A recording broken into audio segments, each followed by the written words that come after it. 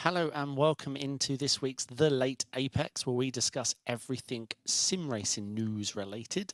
I am joined by a very good host, Jamie Fluke. A very good host. Yeah, well, I got to take that. I got to appraise you on the last one. I think you've got. Thank you very much. I think you've got talent.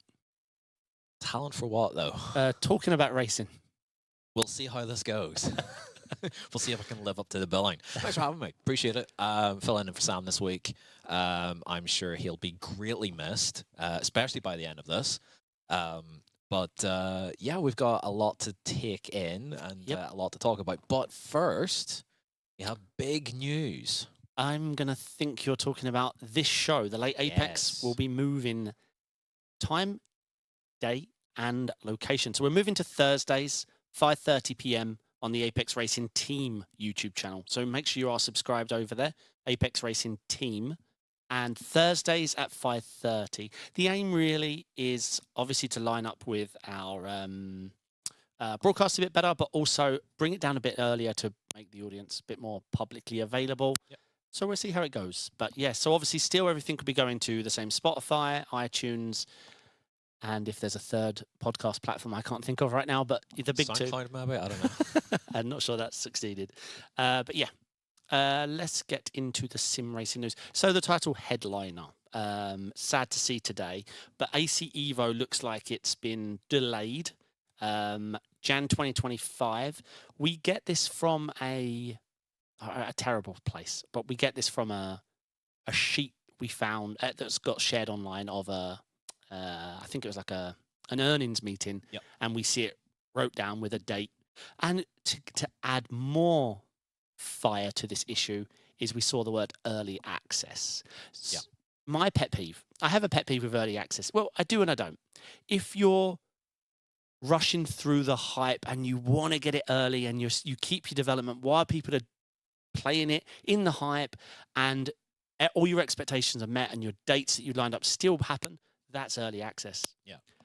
Delaying your game and then converting from full finished game to early access. I mean, they know it will be early access with the delay. That doesn't sound good.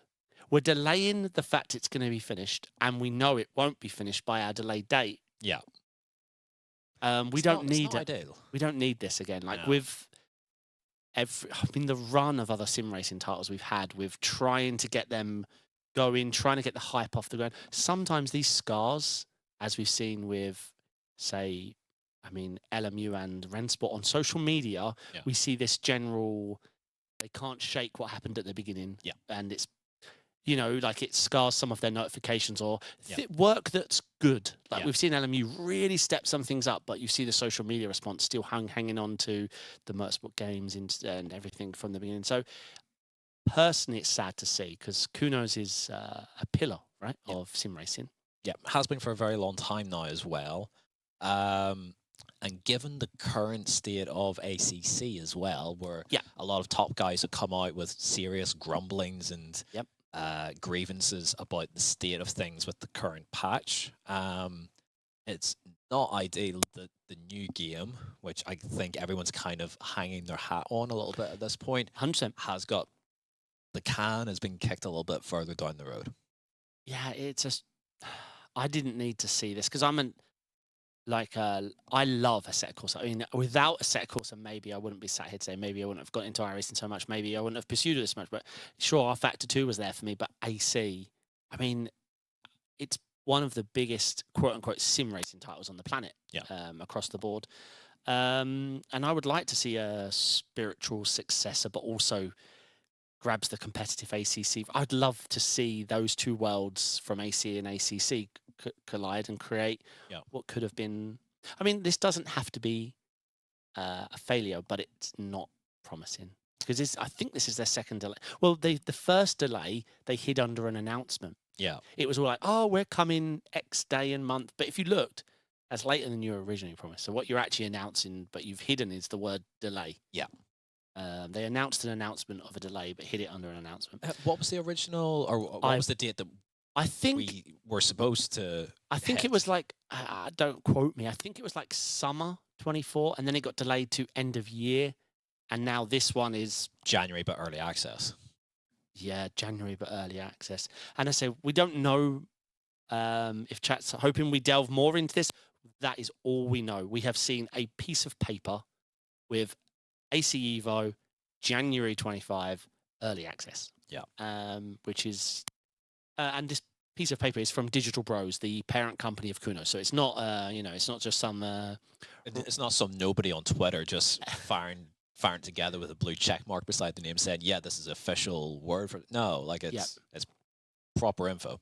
Yeah, and I say my biggest gripe with this is just, I just want to see a new sim racing title get off the ground with positivity at the beginning. Yeah, and the run of I just don't.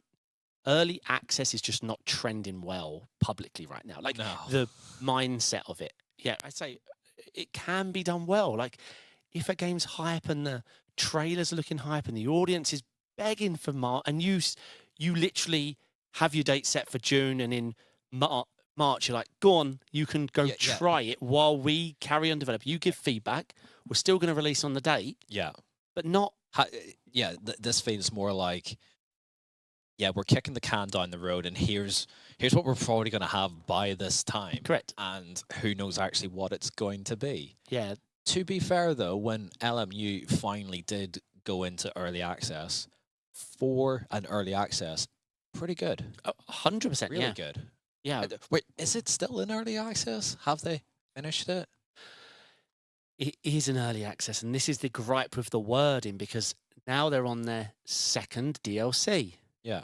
Of an early access. I didn't even know this. Like, yeah, how does that work? That's not. Is the game finished or not? Yeah, so. Well, finished, but like add content. Like, but obviously then it's not. So hopefully it'll push in the right direction, and hopefully for AC Evo it is like for a good reason, and it's not like for like a fear that the whole thing's in a terrible place. Like hopefully it's like actually just we'll push it a little bit further along and it'll be really, really good, but we're not really getting that vibe off of it, are we? I agree. Like it could have been that vibe if the word early access wasn't on there, because it could have been like, no, we want it perfect. We want a fully polished, perfect game by January. So that's why we're going to push it back. But to say early access with a delay, I mean, as I say, we may hear something different. So they may get on top of this and make a public announcement. They need to, and address those words that we wrote down. I say we don't have anything more to go on, but we're all iRacing here. Jamie, well, sorry, you're very Rennsport now. Well, true. But Apex, very focused iRacing. We want competition, right? Of course, we want iRacing to feel the heat of another sim, so they push forward. Yeah. We hope to with Rennsport, and they're not out of. They've got a long way to go yet. Yeah. I think will we cover them later? We can. You're here. We can wing it. Yeah. We can dip into it. Yes. But yeah, I think that's everything AC Evo. I say we're hoping for it to do well. Let's see how they handle it. I'm not the biggest fan of early access being used this way. If it just I think we need a new thing on Steam, unfinished. Yeah. Not early. Broken. Yeah, not early access. As I say, it can be used well. Yeah. Or just companies stop promising dates they know they're right up the wall against. So let's see. On the subject of LMU, we was just talking about a fix has just been published. It was called a hotfix, but it was a big one. Let's talk about it, because this co-op mode may not be for people like me and you who take the competitive side seriously, but I think as a bridge for those people who have come from GT7, Forza, all those, to come to LMU and get this co-op feature to bring them into endurance racing, I think it's fabulous. Like my dad, who recently took the move from Assetto Corsa, which he loved. He's got a full rig. Yeah. Rig I was talking about earlier. He has that rig. Yes. Okay. So he's gone from Assetto Corsa, which he has all the mods. Like he's done everything. He's drove tracks I've never even been to. He's made the transition to LMU. Yeah. Which the AI blew him away, because obviously we don't really delve into AI, but he just finds it this whole nother level of competition and the way it drives against him. So the co-op feature we've been talking about, let's talk about that before we talk the hotfix. It's quite new. It lets, so for example, me and my dad want to race a 6-hour endurance together, but our time schedules don't really line up. You can go do a stint in an AI race, do your hour. When you pit, pause, save, send. My dad then picks it up whenever he wants, jumps in the car. He makes still the strategy calls, like which one of us makes the tyres and fuel call. He heads out into the grid, same difficult setting, same weather, same track position, like literally carrying on the race from right off. I think as is the right term, olive branch into endurance racing, I think that's... Yeah, it's a great, opening gambit. Yes. For someone into sim racing. 100%. So there's a little chess term there that maybe you appreciate. So the hotfix fixes a rather advantageous bug, let's say. Because there is, depending on your settings, you have the option to restart your stint, for difficulty levels, so I can understand. But the problems they're finding the bug was, let's say Jamie headed out, he's P2, 4 seconds off the lead. Yeah, he's done a good job. Could have done better. Could have done better. We'll talk about it. Story of my life. Yeah. I jump in the car, I head out, lap 3, I bin it. And Jamie doesn't know this. So I restart the stint because, I'm scared to admit what happened. I now find myself in pit road with fresh tyres, full fuel, and at a time in the race when Jamie had just pitted, not once the fuel and tyres had taken time to apply it. So I head on out, and now I'm in the lead by 30 seconds. I finished my stint, and Jamie is baffled how he just couldn't get on that leader. And yet David jumps in and jumps him and holds a solid stint. Yeah. Unfortunately, they've patched that. Got it. So, yeah, it was just a bug. I think it was a big one. Yeah. But yeah, so it is resolved. It is resolved. And another small noteworthy mention is obviously COTA, their new track. They are hosting an event this weekend, I think today, tomorrow and Sunday. It's called the Battle of the Red, White and Blue, and it's a full grid at COTA, all the classes, and it's just an event really to showcase the new track. Yeah. COTA fan? Wow, you just made the COTA sound of everybody. Yeah, I think so. It's like, I want to, but I don't like driving it that much. On iRacing, I don't like it. No. On anything else that I've tried, I don't mind it. So when you say iRacing, are you going to the grip? Grip, therefore makes track limits harder to stick to. Yeah. Which makes it less fun to drive.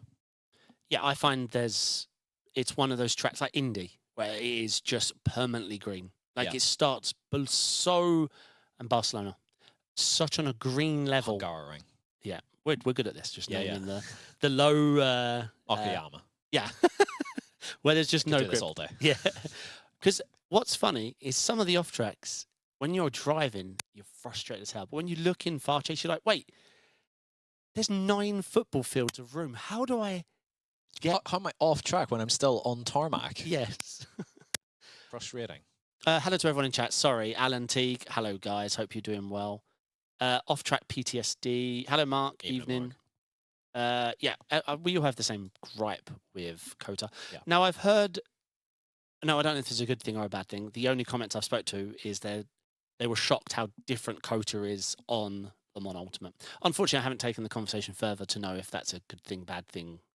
But I would like to find out. I haven't done LMU since the latest...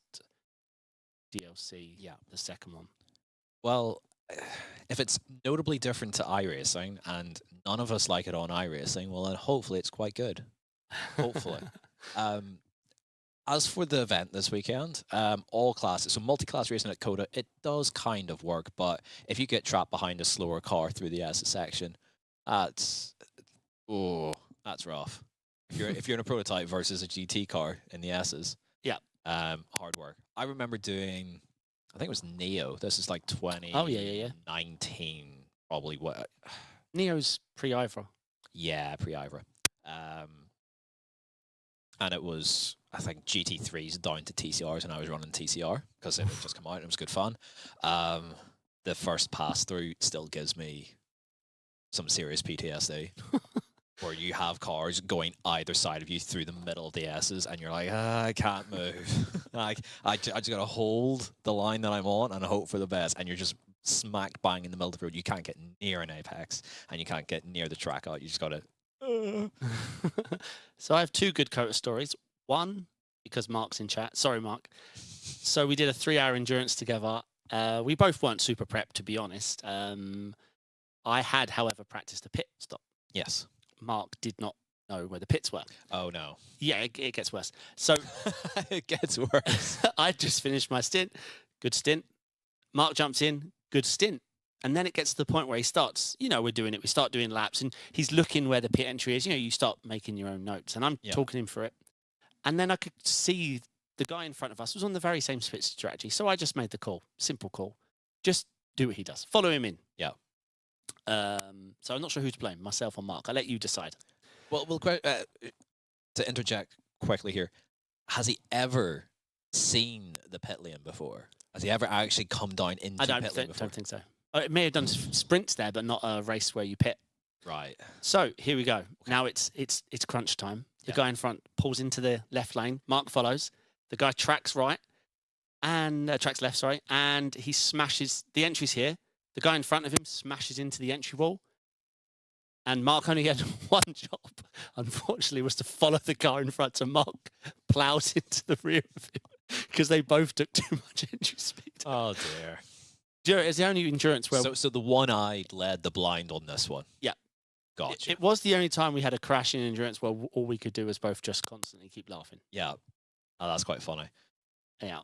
The only other thing... So it's like when David Coulthard smacked the pit wall at Adelaide in 1995 and spawned the greatest 3 seconds of commentary from Murray Walker ever. Just, oh, my goodness. As David Coulthard just bins it from the lead in the pit lane. Yes. Majestic. Yeah, Mark said it's funny now, lol. Yeah. And the only other thing at Kota where I actually properly learnt the track was there was an event with lots of big names, like Yuri, TK, lots of fast people, and there was prize money. And it's where I became a professional driver. Ooh. Yeah, F3 Kota, and I won money. Like... Money you use in shops. Cash. Yes. Well, convert number into cash. Yeah. Yeah. Unbelievable. It was a good amount. And it turned out to be even more because they paid me in a certain digital coin that went up. Oh. So I'm a professional eSport driver. I love it. So yeah, that's where I really learnt the track. But yeah, that was a fun. That was a long time ago now. I've gone downhill since because I haven't earned any cash since. Kota is the one track in any Pro Series race that I've stuck it on pole in iRacing. 2016 Road to Pro, or the Pro Series. Yep. F1 car. And I don't know how. I stuck it on pole, and then I was 2 tenths up on the second lap. Yep. And then off track the penultimate corner, but it was still pole. And then at no pace in the race. Classic, mate. Aye. All right. So we've talked about Kota longer than most people spend learning it, unfortunately. Yep. A bit of a news story I found. It's not super sim racing, but it comes into our world because of the price. Meta, or Facebook, their latest VR headset, £289. Oh, you've got it on your screen. Let's share your screen. Yeah. The button says Sam. Nice to meet you, Sam. Hi, Sam. So this is £289. Yes, you would need one of the link cables because this is wireless, so there is a fee for that. I mean, I'm not going to try and sell the headset, but it's all focused on their augmented reality, yada, yada. I mean, the field of view and the refresh rate sort of hasn't taken a generational leap, but two things have: the resolution, quality, and price. I mean, like... I always have that gripe with VR because you've got single screen, VR, 49 triples. Yeah. And VR has always been that outliner for me because it's expensive and maybe not it's always been a tough one to balance, but at 289 quid, we're definitely you can't get triples. Yeah. If you did, you bought probably the wrong ones. Yeah. You cannot get a 49. You can get a single. Yeah. A good one, actually. Yeah, a really good single. But VR, I mean, this hasn't got the massive field of view, anything like that, but it's certainly a step up over a single. It's a step in the right direction for VR, which it's sorely needed for years, I think. Yeah. I've not delved too far into VR because I know it's not where I'd want it to be if I'm ever actually going to use it like competitively. Yeah. Some guys have used it competitively and done fine with it, but almost everyone goes back to 100%. single or triples, or at least a 49, because it's just better. Yeah. I mean, 49s have been coming down and down and down. Obviously, they're coming down in resolution as well, unfortunately. But I've seen their prices creep down because I think, like, fast forward 3 years, once prices keep coming down, they'll be the meta for price to value. I think the 49-inch sort of screen. We're seeing like the 54s, 55s from Samsung, but I mean, it's too big. It's not mass enough on sales and shipping. Like, you're getting into that, we're shipping so much that even if you sell the monitor for 300 quid, it's still this extra price that you have to pay. But sure. I'm not the biggest VR fan. I have VR headsets, but I race for too long. Yeah. I sweat way too much. Yeah. My dream VR headset has all of the computing power not on the headset. 100%. Like, for me, if I'm going to buy the next one, I just want to hear, no, it's just glasses. Yeah. You plug it into the PC does everything. This just outputs a projection. No processing power. I don't want a battery. I don't want anything that has heat on my head. Thank you. Yeah. And even then, I probably still won't buy it. I'm hot-headed enough as is. and sticking that on top, no thanks. But it's slowly getting there. I think if we get another generational shift with it, that's the game changer. But we're one step away from it being like, oh right, yeah, this is what we're going to go with. Yeah, I think two things. Obviously, these generational leaps that you talk about in quality are very expensive, and unfortunately, they're not being driven down anymore. The problem with VR now, unless you go down this what Facebook have with like Qualcomm chips and I mean, you've taken a phone's CPU out, you've taken a phone's battery out, you've taken all the phone things and chucked it in a headset. They're coming down. Everything else, VR games aren't doing well. Yeah. So VR headsets are not. Everything's going AR. I think augmented is the direction they all want to go. That's the future, and VR, unfortunately, it's just a stopgap, isn't it? Yeah. I mean, if you're really going to go VR, you're better to do it on the PlayStation. Not that I'm suggesting, but I just don't think the PC ecosystem for VR is going in the right direction. The fact the kind of GPU, the GPUs you need to play these VR games is just PlayStation. Yeah, PlayStation VR. It's something for the fun for the kids, like Nintendo Wii. I think that'll be its ultimate end goal. I just don't see it being mass market anymore. I mean, the hype was great when Oculus and everyone built a VR version of every game, but I just don't see it. Yeah. All right, this next story, you possibly know more than me. Astonishingly, a sim racing news that I might actually know something about. So EA Sports WRC will launch season 4 of the seasons that they're doing, which comes up to about a year from the game launched. And we get new content. This time it is paid though. So it's not the free DLC that we had with the Central European Rally towards the end of last year. But we do get the 2 new rallies, the 2 new locations in Poland and Latvia. And we get the 2024 WRC spec cars. So that's WRC, WRC2, and I think we get something for WRC3 as well. But the main one, probably just for the balance of everything, is WRC2, where the Skoda Fabia is all conquering in every single circumstance by a massive margin. So hopefully the introduction of the Yaris, and hopefully then the i20, I think, as well. But the Yaris is the quicker of the 2 cars in real life. So we'll see how that goes. Do you want me to pull up the video? Yeah, you can show if you say it's quite a long one, unfortunately. Oh, it is long. But they mention the new dynamic not new, improved dynamic handling, some new rally modes, as James mentioned. Yeah, pretty much everything James mentioned. Yeah, so we've got new liveries. Oh, yeah, well, WRC 3 Junior, WRC 6.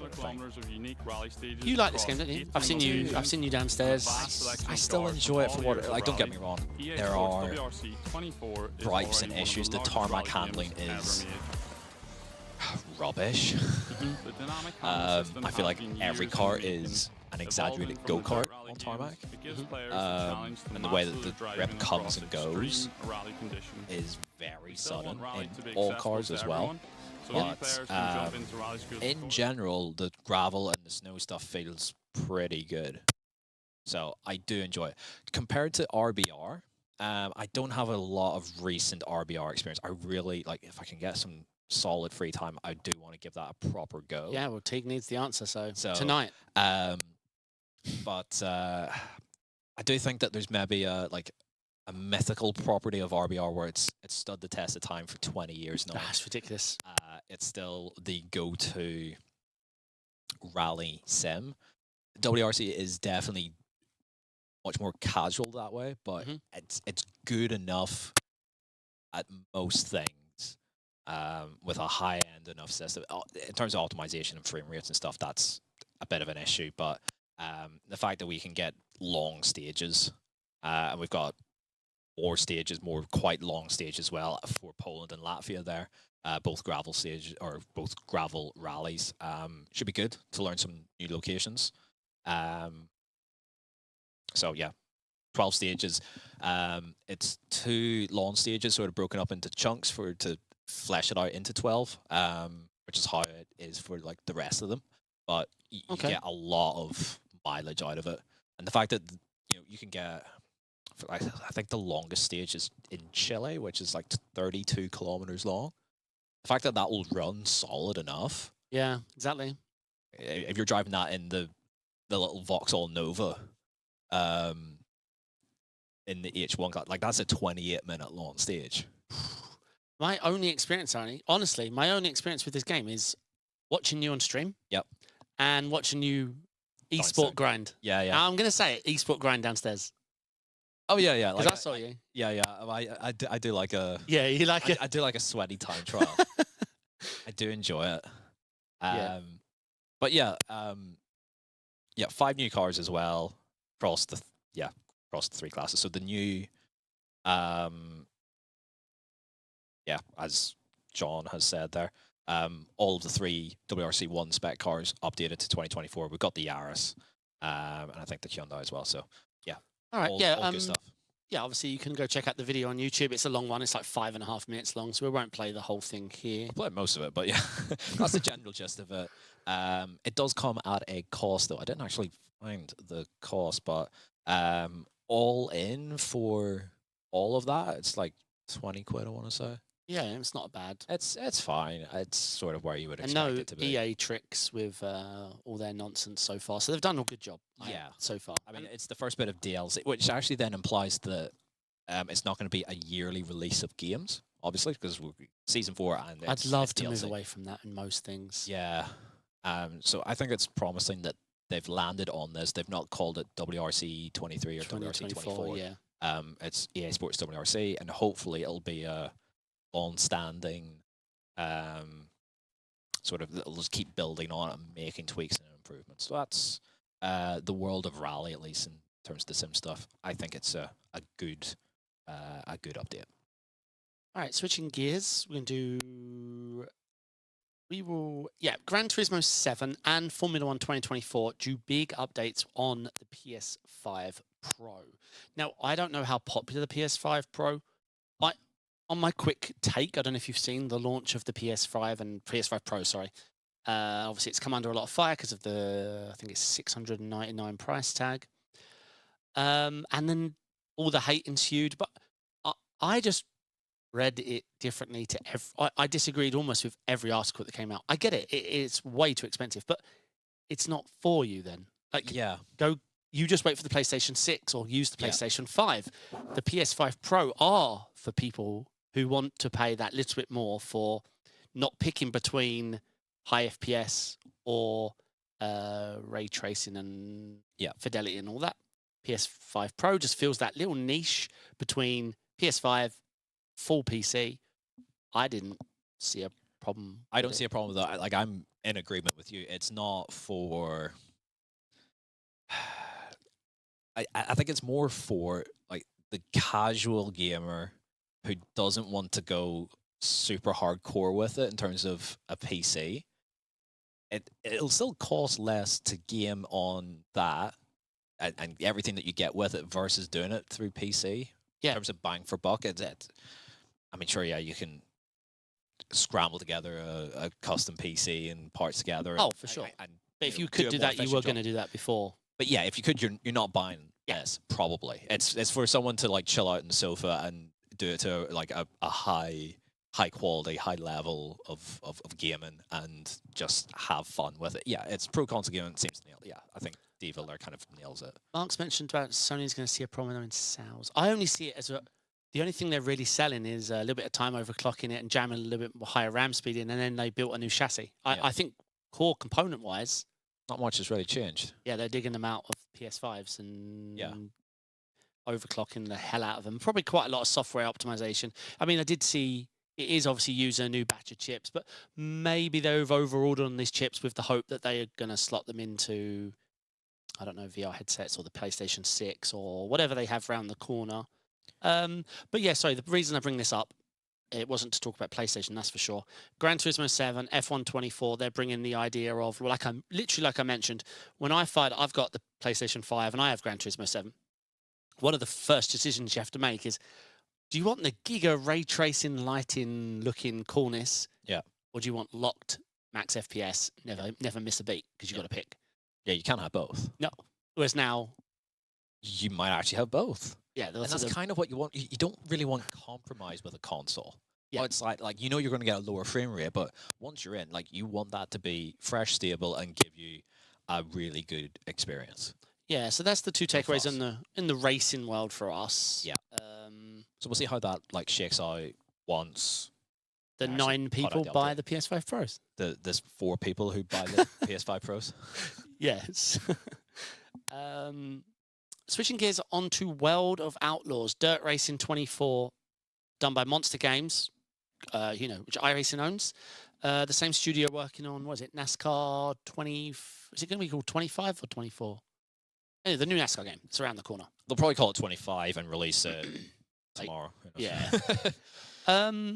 This game has gone down very well from the reviews I've seen. Yeah. Really well. It looks fun. The career mode, the upgrades path, the enhanced difficulty curve. I mean, I enjoyed watching the review. Yeah. Because the perfect takeaway is it's a slice of racing, but how it used to be for all of us. The fun bit. The bit where the career mode's engaging enough that you can have a bunch of bad races, a couple of good races, and you're straight back in it, enjoying yourself, upgrading the vehicle. It looks fun. The only down comment I have seen is actually something you've touched on already, this conversation, is this moniker of the 24, and is it worth buying over the previous one? Yeah. And the answer is, well, no. Probably not. Does it look a bit better? Yes. Does it run a bit better? Yes. Is it worth upgrading? Yeah. Is it, if you own the previous one, should you just buy this one? Yeah. It's a bit like me with Football Manager. Yeah, exactly. Who, like, for too many years, probably bought every single one, and then haven't bought the last 2 because I haven't really needed. I just like no, like doesn't look like it's really any better, and I'm kind of good with what I have. Yeah. And then that's a whole different topic for 25 that's getting delayed and coming out later, and they're scaling the game down a bit and whatever. That's for a completely different podcast altogether. But yeah, it for this. Yep. Yeah, we can sort of have a quick look. This is Overtake GG. It is Overtake. Yep. It looks like what I kind of miss out of, and what you don't get from sim racing is I want to sort of plop myself on the couch, feet up. Yep. And just. Yep. Exactly. Just have at it, just for a chill half hour, 45 minutes, an hour, and then just drop it and pick it up again at another point. Yeah, I don't need to get super invested in it. F1 games have never hit what you described for me. Yeah. Neither did GT7.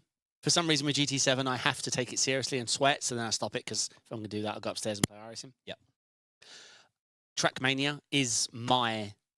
If I want to race because I want to enjoy myself on the sofa and have fun and smile, Trackmania is in a whole different universe for me on fun. And I think this could... I'm not really into dirt, but... Yeah, it's... as someone who loves rallycross but isn't just big into the dirt oval stuff, yeah, like, I can see where it's going to be popular, but I think it's... The problem with it is it's almost too niche. Oh, for sure. To attract the kind of person who it's really actually geared for. You'll get, obviously, the diehard dirt fans who'll give it a shot, but chances are they'll probably do it on iRacing still. Yeah, exactly. Yeah. Or something like the absolute hardcores, and then someone who does want to have just an easy sort of experience. There's going to be so few people who this actually hits. Yeah, but it looks like a really good option. Yeah, the career mode, I say you can upgrade your vehicle, you can choose fuel tyres, upgrade your engine. The racing looks fun. It does look pretty tricky. You know, iRacing tire model things. It looks pretty... Imagine iRacing tire model in Mario Kart. Sorry, I said Trackmania. Mario Kart's my love. Imagine 2 turbo drifts and that's it. Your tires are knackered. That's it. You got to park up.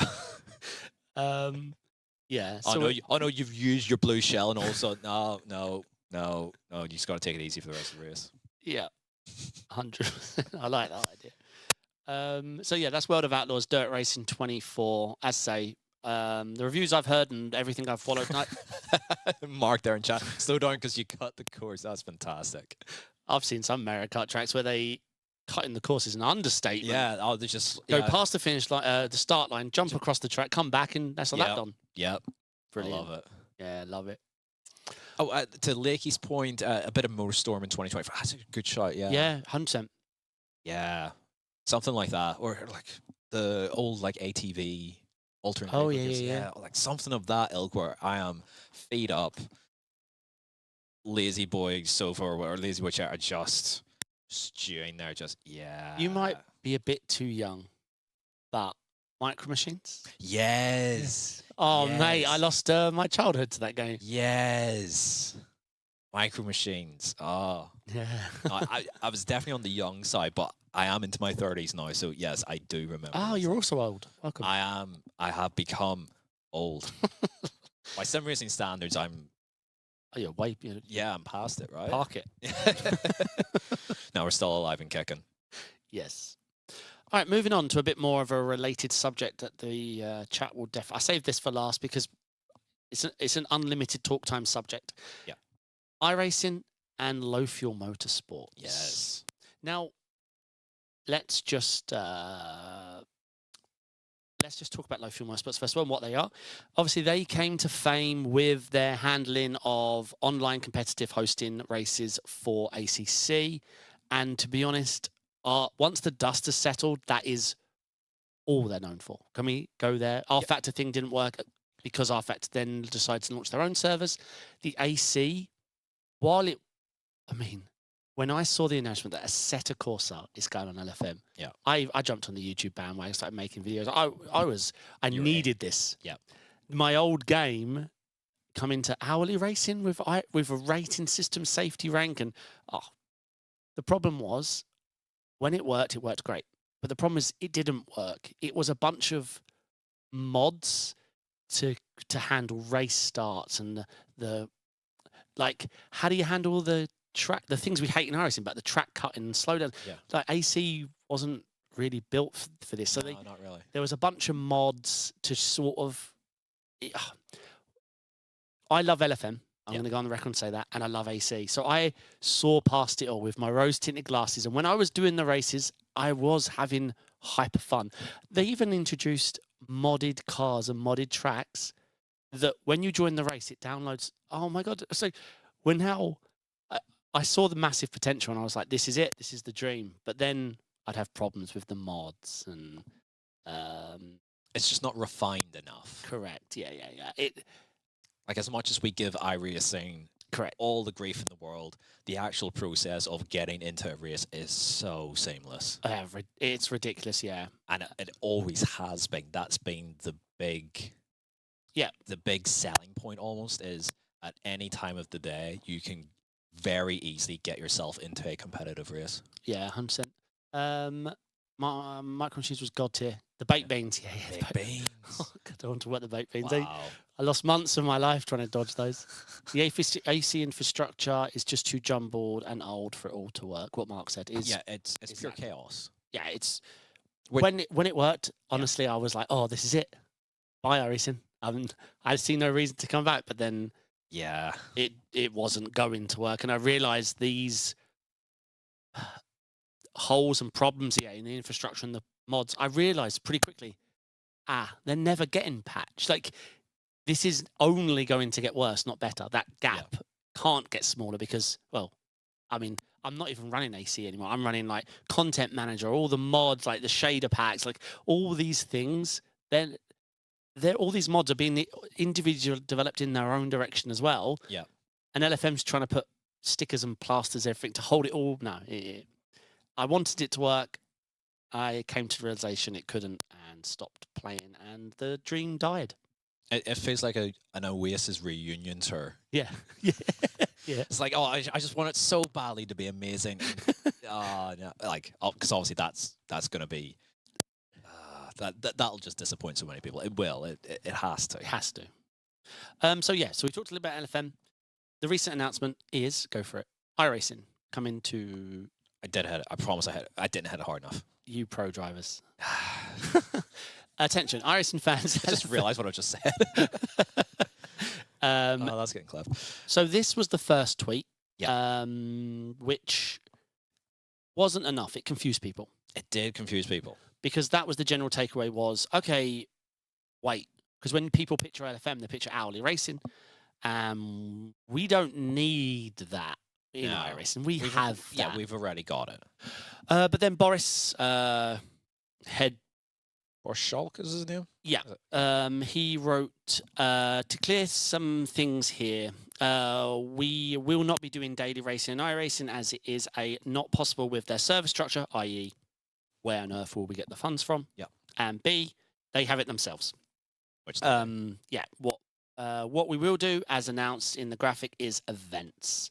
Now, obviously, they could have diversified what they meant by that, but our takeaway, and they can prove us wrong, is I imagine sponsored leagues, special events, and I mean, I hope to see a weekly mini special. Like, I'd love to see mini enduros. Yeah.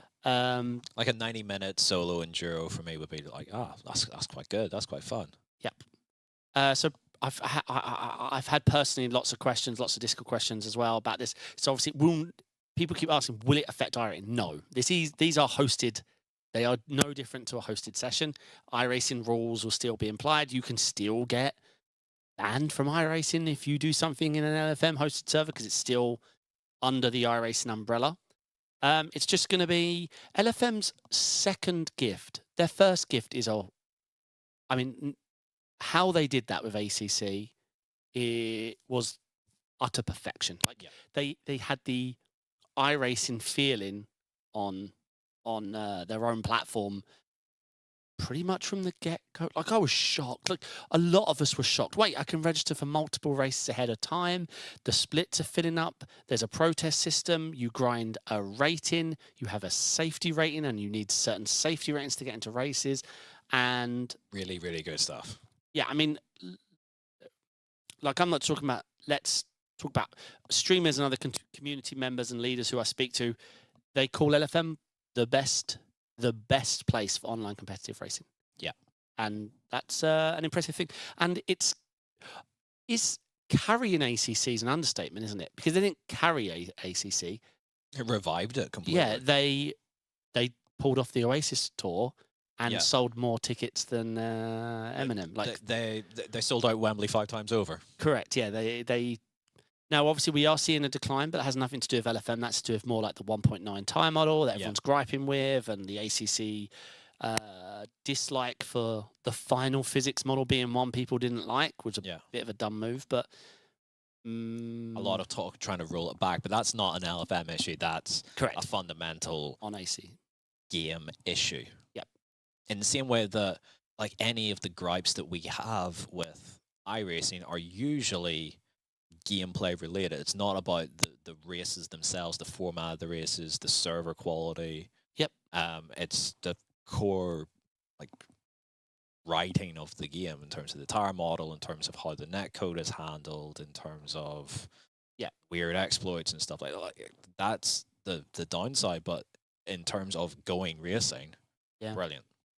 So LFM's, sorry, I went to say, but I didn't actually get to finish. Their second strength isn't just this server structure and how well they've handled it. I mean, I don't quite know how they pulled it off money-wise, but their second gift is attracting sponsors. Every hourly series they run is backed by sponsors. They track the championship winners and they earn like pedals from some sponsor. They do fastest lap challenges. I mean, I don't know if you saw when we say revive and all these good words we use, even their BOP system, I don't know if you must have seen it because it reminds me of the Rennsport BOP system. Yeah. People weren't happy with ACC BOP. I don't know if many people are aware how the ACC BOP system, but it's very closely in line with real life. Problem is that doesn't make sense in the sim. I mean, real life BOP sucks. Yeah. In every series ever. So LFM decided to host a BOP hot lap session where you just go run laps in a car, prove the car's too fast, and we'll BOP it. Yeah. And everyone was free to just drive cars. And if you weren't happy about it, speak up. Go lap the car that you think is OP, and if you prove it, we'll BOP it. Yeah. And that system's still being used today, and fantastic stuff. So, yes, Mark's got a good comment there. Well, yeah, I suppose they can. Yes, they can, as long as they name it correctly. They can pull off WEC and especially ELMS. I'd love to see an ELMS format come without compromising iRacing deals. Yeah, so this is where I see it. Special events that are sponsored, leagues that are sponsors. My question, and it's a big one, is it's free, right? Yeah. I know that's not a question. Maybe it is with a question mark in the end. LFM's way is free, right? We're not paying for anything. Yeah. Which would, I mean, I'm talking on Apex, but it undercuts everything we know about leagues and special events and how they're handled on a registration basis, right? Because it has to, I mean, LFM, that's their way, right? Or is this are they really going to try flipping their business model? Because this is new from, right? This isn't copy and pasting the ACC because they're not doing any of the server infrastructure. They're not doing any of that. Yeah. They're paying iRacing for hosted races, trying to attract sponsors. Maybe they can't because the iRacing sponsorship market is already quite saturated. I don't know. What's your thoughts? Are these events free? All of them? Every league race, every weekly race, every special? It's not LFM if it isn't free, right? That's how I see it. Or is this their attempt to make money? I don't know. This is all conjecture and rumors. Yeah, and it's not like Borshal had like a true clarification on that. He clarified some things, but not all things. So, yeah, tough one. It is tough, right? This is what I've gone back and forth on because without the sponsorship, I know the ACC infrastructure and service and all them guys doing all the protest reviews, like how they must make and distribute their money. I don't understand how they've pulled it off because they host, I mean, thousands of races. God knows how many protests they get through. I've been protested, so I know it works. Yeah, so maybe this is a business model. I don't know. I always say this, but at some point, the companies need to make proper money, right?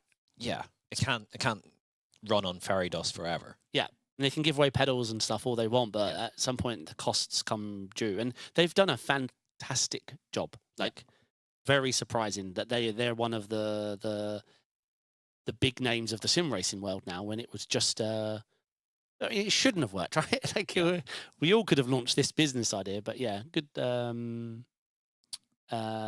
Yeah. Mark thinks that sponsorships will be quite easy to get.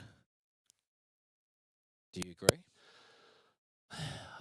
I'm impressed what they've been able to pull off on ACC. Very impressed. Like, it's insane.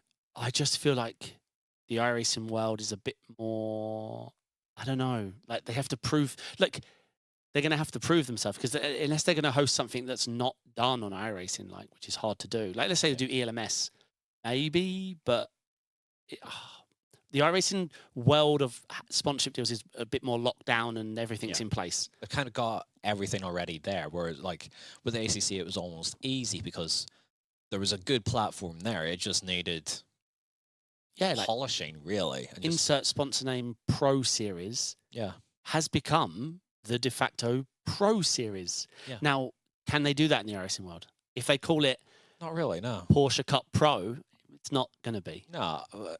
Bunch of 3Ks. Like that's what I mean. This is how are they going to sell this? They need a series that works, first of all. If they can do that. And how are they going to lure in top drivers on iRacing into it as well to give it that sort of top drivers, no offense, there's only one way, right? Yeah. And it's money. Yeah. Because you work for a living and grind and practice and, you need a reward, though, right? We point. Everything comes back to it in the end. Yeah. And again, how are they going to do that without charging in the first place? But if you charge pros to enter and then give them pros a price, it doesn't quite work. It does. Can work if the return on investment it's worth huge. it. Yeah. 50 quid enter, 200 grand win. Yeah, I'd do that. Okay, there you go. Jamie's in. Who do I need to beat? For that money, it's going to be the same list of names, right? Damn. Okay, I'll give it a go. But yeah, again, we've talked for a very long time, but we know nothing apart from Boris clearing up that they're not doing hourly races. I saw Teague mention about. Oh no, Mark mentioned I don't expect leagues. See, one thing I'm wondering, the other question mark I had about this whole infrastructure setup is if they'll try and become a intermediary between leagues and getting the drivers. But again, it's all on iRacing. No one needs help setting up a league. Setting up a league on ACC or an event yourself is very difficult because you need to do the server infrastructure yourself. There's no create hosted session button. So let's see if that's why I said earlier sponsored leagues. Like, would people pay LFM or give LFM a cut of their league sign? Like maybe it's that way. Like, I'm not sure. But how different is it going to be to any league really then on iRacing? Yeah, exactly. Yeah. Apart from the attracting drivers, that might be their selling point. I really don't know. For now, we know events. Let's call those special events. And that's the thing I'm excited about. It's a similar sort of idea to what LMU has at the minute, where it's occasionally they'll have like a special sort of event, and that's maybe as far as they go. Who knows? But we'll see. We'll see. Yeah. I think that. Oh, you wanted to talk about not Le Mans, Rennsport. Yes, it's. We might as well talk about it because we have a Rennsport professional driver here. So we know it's coming to Steam. Correct. I thought it was meant to be today. Good question. I think it's soon. Very soon. Well, isn't everything soon? Oh, wait. Didn't we find out it is here, but you have to... There's like another hurdle you have to jump over. You have to request access. Before we went live here. It's like it's live in early access if you request a pre-access. Yeah. Let me see if I can just very quickly grab this. While you're doing that, talk to me. Rennsport, from day one to today, how's it been? So it's been 2.5 years of okay, there's potential here. But 2.5 years is a long time, isn't it? Correct, it is. And even now, it doesn't feel like a fully fleshed out game. Does it work in terms of like the ESL stuff that we're doing? And that's what I primarily and almost exclusively run the game for. Like, it works for that, whether you agree or disagree with the format of it and how it all, like it works for that event. For everything else, so the non-esport side of things, there's still so much work to do. Yeah. And realistically, they want to try and get that done this year. And are they going to? Probably not. Have you driven the Nordschleife yet? No. It does look good, right? I'm not the only one who's... Yeah. It looks fantastic. A lot of Rennsport looks great. But there's still so much work to do in terms of optimizing it so that you can run it at high enough settings where it'll still look good. Yeah. The difference between low and high is massive. Like, so iRacing is obviously our bread and butter. The difference between like really low graphic settings and maxing it out. I mean, yes, there's a clear difference, but it's not in actual fidelity while you're driving. Like, yeah, it's not like complete night and day, whereas it kind of is. This goes for ACC as well, because it's also built in Unreal Engine. I think it's an Unreal Engine thing. Actually, same thing as well with esports WRC, which I have a little bit more experience with. Also built on Unreal Engine. The difference between the low stuff and the jagged edges versus the crystal clear smooth stuff, like, it's great, but yeah, it takes a serious hit in performance. So correct me if I'm wrong, they are market leaders in one thing and one thing only: a clear winner. Every trailer video is a cut above. Oh, it's so good. It might actually be better than real life. Like, they are so good. Every trailer I see, the Jeddah Night, yeah, that's it. Then fade. There we go. So yeah, this is where we're at now with Rennsport. Early access, then you have to request it. Yeah, request access, and you get notified when the developer is ready for more participants. So it's back in beta. Well, it was never out of beta. Oh my god! It's just now beta on Steam. But I thought it's out on Epic. Is it? I think so. I don't really think it's out. Yeah, they unreleased the. I could have sworn Rennsport's out of beta. Hold on. But I do agree. Like, the trailers look. Oh, they're amazing. Filthy good. Like, oh, it's an open. I do apologize. Open beta. Yeah. Open beta rather than beta the. Open. Yes. Yeah, yeah. Okay. Yes. No, you're right. I just got the wording wrong. It's getting there, but it's always been getting there. Yeah. Where are we getting to? Is sort of like my. Yep. Who's the target market? Yeah. Who are we aiming at? If it's going to be like a pure esports sim, then fine. Market it that way, but it seems like there's a lot of cross wires here, and like for what we use it for, and for like on our side of things, like being able to like sort of work closely with Rennsport as a as a development team and pitch to them ideas. Like, it's refreshing to be able to do that, and they try and take as much on board, but it's not a massive team either.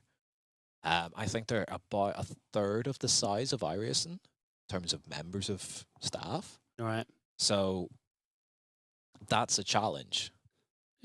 My most upsetting thing about it all is how from zero to what they had 2 years ago. Yeah. Was so impressive. Yeah. Might be the biggest jump we've ever seen. But then from then to today is now the smallest of the sim racing jumps from getting to that finished product. And I found that a big shame. Like, yeah, they added rolling starts and a few other features came along, but never that addressment of all the little things and showing that they were going to. I just felt it stalled. Like, yeah. And sort of looking at the bigger picture of it all, for me, it's like any hype around it has died off.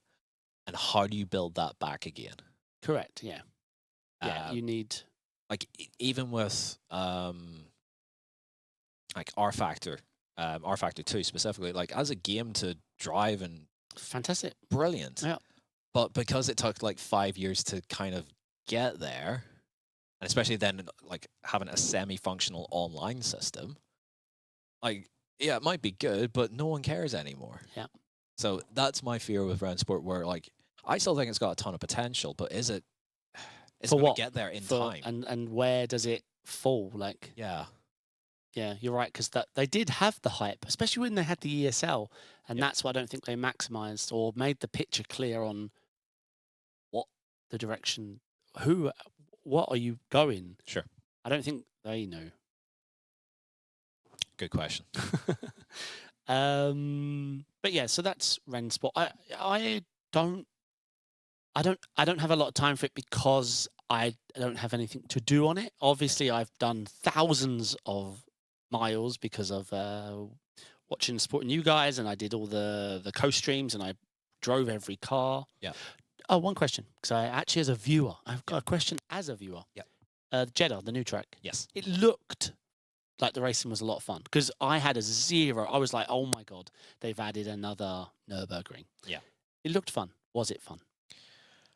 I never raced it. That's the thing. Whenever I got out there, it was like one of the tracks I didn't even touch once I got out there, because of just the way it worked. But I've done test races.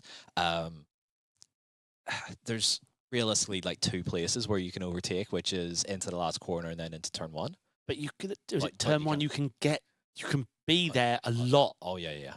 Like it wasn't straightforward. Like once you were in front to stay in front. So yeah, it was good.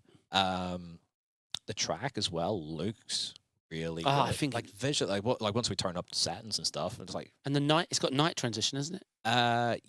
Well, in the video, yeah. I think in the video. At the minute, it's only Spa has the night transition. I'm pretty sure, but like it's getting there. But I feel like we got the game at too low of a starting point. Like if they'd announced everything, like pushed everything back here in terms of announcing it and like dropped it, like where it's at now is where we're first seeing it. Oh my God, then like the hype would be unreal. Yeah. But I feel like we got everything a little too soon. They will probably eventually get there, but the hype is dead. So last comment that I know you can't answer and you're just going to stare blankly at me. Yeah. Aston Martin and Armco money. What about it? I think that's next. I think that's the next big manufacturer. I think I think if we're going to get money and backing and hype, it has to come from those 2 lettered A companies. Well, yeah, I think Aston Martin and Armco. I mean, it's a logical way of thinking. I genuinely don't have an answer. But would you say that if you knew the answer? I would say that if I knew the answer and I don't know the answer. Brilliant. Okay, so that's confirmation right there. No, I'm joking. Nobody knows. We did see a TikTok that went out of them advertising, oh, the new Aston Martin. Oh my God, it's been got pulled immediately. Yeah.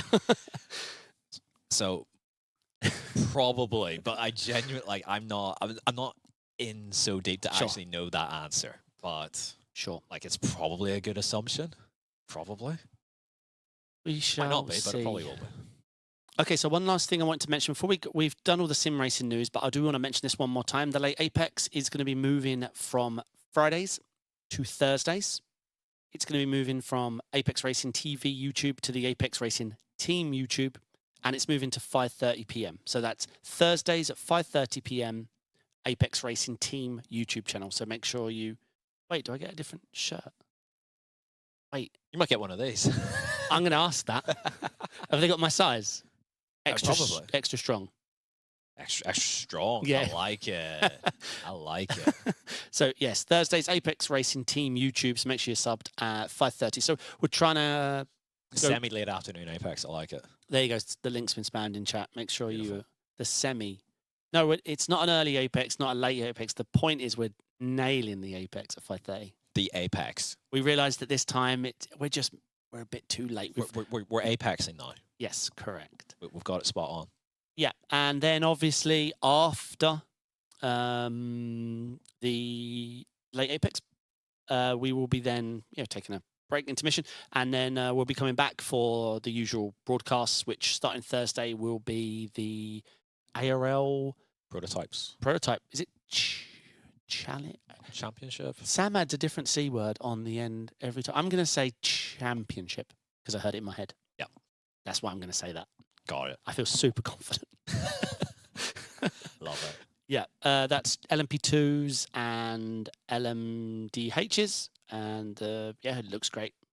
Actually, it looks so great. When Sam told me, he was like, Thursdays, prototype trains. I was like, oh, I'll be there. He went, no, you won't. You're broadcasting. I was like, I won't be there.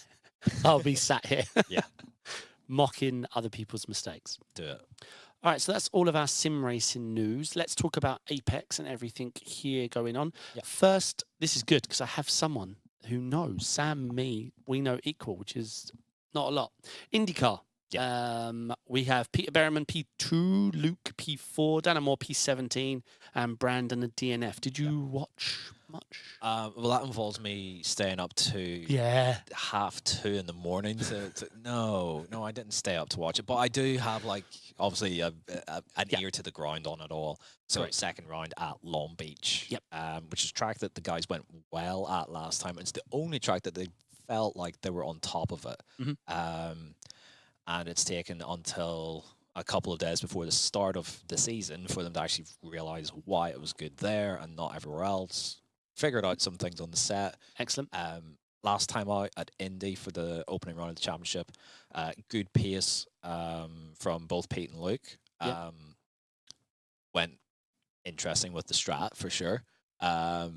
So yeah, Pete went on the soft tire to start with and just ripped through the field, but then sort of paid for it a little bit later. But had a good fun evening of racing. And then this time around, without feeling like he had a ton of pace, after speaking to him this morning, and it was actually this morning, which is impressive given how late he finished up. He was just like, like somehow got second out of it. Everyone bottled it. It was great. That's great. We've got Dan Moore in chat, by the way. We do have Dan. Hi, Dan. Hello, mate. Hello to Will. So yeah, Dan's getting his first taste of World Championship racing. It's crazy. He's so young. He is. He's just a boy. Literally, just a child. Yeah. So fast. It's a little bit of a tough start, but he'll grow into it. He'll be absolutely fine. Luke there in P4 as well.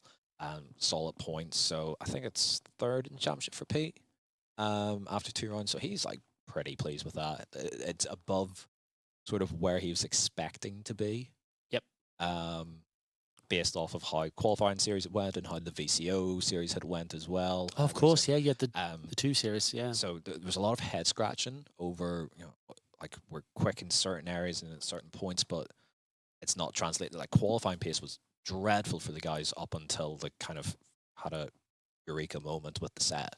And it's starting to sort of click a little bit more now. So it's good to hear. So good on that front, but we'll move on to the PESC Contender series as well. Yes, talk me through it because I haven't been able to keep up. Yeah, so not a strong start.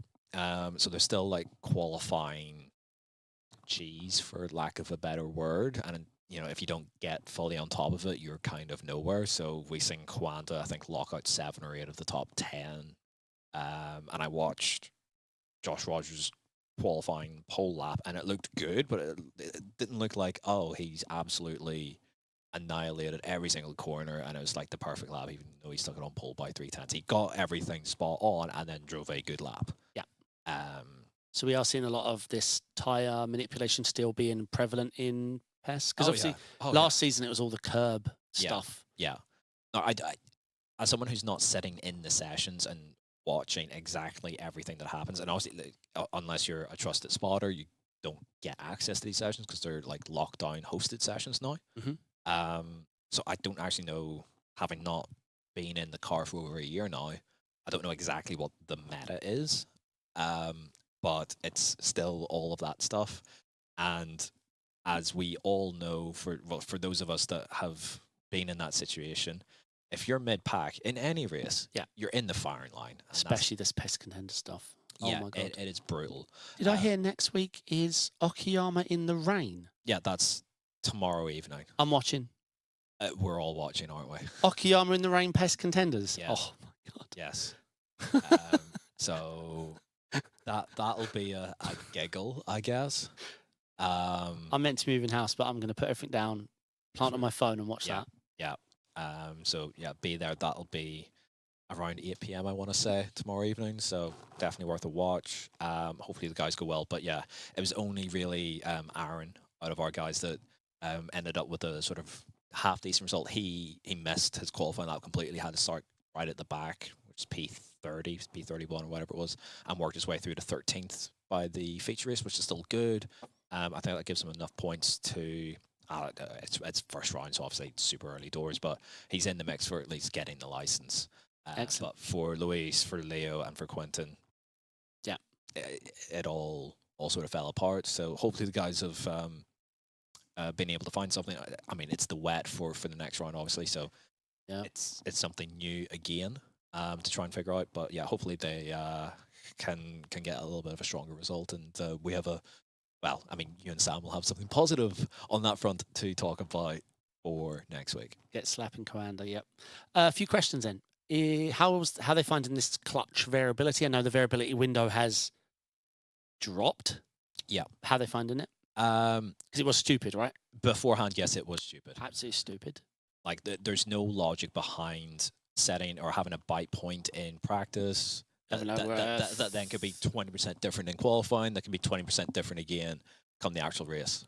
And now what we're looking at, I don't know the numbers, but are we looking at like a 4%? Something in and around that, yeah. It's like you would set like a safe value, and then you might need to slip it a little bit more. I think that's fine. That could be a skill in itself. Yeah, I think that's absolutely fine. I think we can all live with that if that's the direction that iRacing want to go in. I don't like. I get why they do want to go in it, but I don't get why.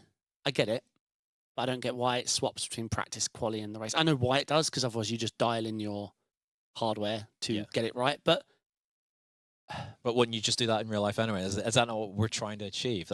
Is that not what they do at the end of FP1, FP2, and FP3? Correct. And F1, they'll set and they'll do a practice start, and all right, well, that's setting, that's where the clutch is at. And okay, we'll have this dialed in. How they can randomize it between the quali, the practice quali, and the race, and that means on race start, you've got a brand new clutch, makes no sense to me. Is the curb cheese gone? The slapping, hard hitting, or can you not? If you don't want to say, you don't say. I actually don't know the answer to that question, but because that was ugly, wasn't it? Oh, like where you're like you're going around finding bumps and high points. I think that's changed. Good. I don't think that's as much of a thing now. And one last, because I don't usually get to ask someone these questions, and this is it, your prime material, mate. I got sent a video, and I had some question marks in it of someone. I can only describe 3D curb riding to gain speed. Yeah. Yep, as in you know about this? I've heard of it, yeah. It looked insane. It looked like There's been a lot of insane things in iRacing, yeah. So you're not saying it's not a thing? People normally don't make up things out of complete thin air, do they? Because this was someone gaining top speed by, I don't know, surfing. Do you remember the PESC race at Le Mans this year? Yeah. I still mock that. I put my damping down to 0 and let my wheel just go mental. Yeah, there's still that gif of Seb. Yeah. on his Q-Lab just tearing his rig apart. On for dear life. On a straight. Yeah. On a straight. Straight. Yeah. Well, driving deliberately on the hard. Who wants to deliberately drive on the hard shoulder? I mean, that's like my big grievance of Le Mans anyway. But yeah. Mark says, I don't know why iRacing made a software bite point and then go ahead altogether. Yeah, that was the other crazy thing. They added, this will help. Again, they have this disagreement between the 99% and the 1%. Yeah. And no offense to you, because you are that 1%. I'm like 1.57. I'm like right outside it. I actually think you're 1%. No, I'm not top 1%. What's your rating? 5.9 on a good day. I think if you're over 5, you're 1%. No, I wish. I think with you are. iRacing inflation, I'm about 147. I think. You think? Okay. Yeah. Okay. I only check every day, Yeah. Hoping everyone just falls off. But I think they grab the. They would rather hinder the 1 and hurt 99 than the other way around. Unfortunately, every time they make this decision, because Mark's right. They had the duality of it of adding the helpful feature for software bite point, and then attacking that very feature. Yeah, you shouldn't be able to dial it in. This isn't a game. Yeah, you just built the piece of software you're now fighting. Yeah, unbelievable. They're so determined to spite us that they will hurt everyone else in the process. Oh, time and time again. And we will always find a way around it. And there's nothing they can do about it. Don't. We will all... Don't threaten us with a good time. We will find a way. Okay, curb surfing it is. All right, I think that is everything. Obviously, I will mention a third time, but don't forget, in next week and future weeks, Thursdays, over on the Apex Racing Team YouTube channel, we're aiming at 5:30 p.m. We'll make sure that is the time for week 1. But going forward, we're aiming for that time. But bear with us, it's a new slot for us. and we're hoping it goes well. But I think that's everything, unless there's anything you wish to discuss. My voice is shot at this point. I'm good to wrap up at this point. All right, that's it from myself and Jamie. This has been the Late Apex, and we will see you back next week for the prototype broadcast. Well, the one I'll be doing. There's loads of stuff in between, so make sure you check out Apex Racing TV YouTube channel to not miss all that. But we'll be back next week with the prototype championship and the Late Apex before it, because I didn't forget. And Sam will be back next week, so normal service will resume. Yeah, Jamie out. I've been booted already. Cheers, guys. Thank you very much. Catch you next week.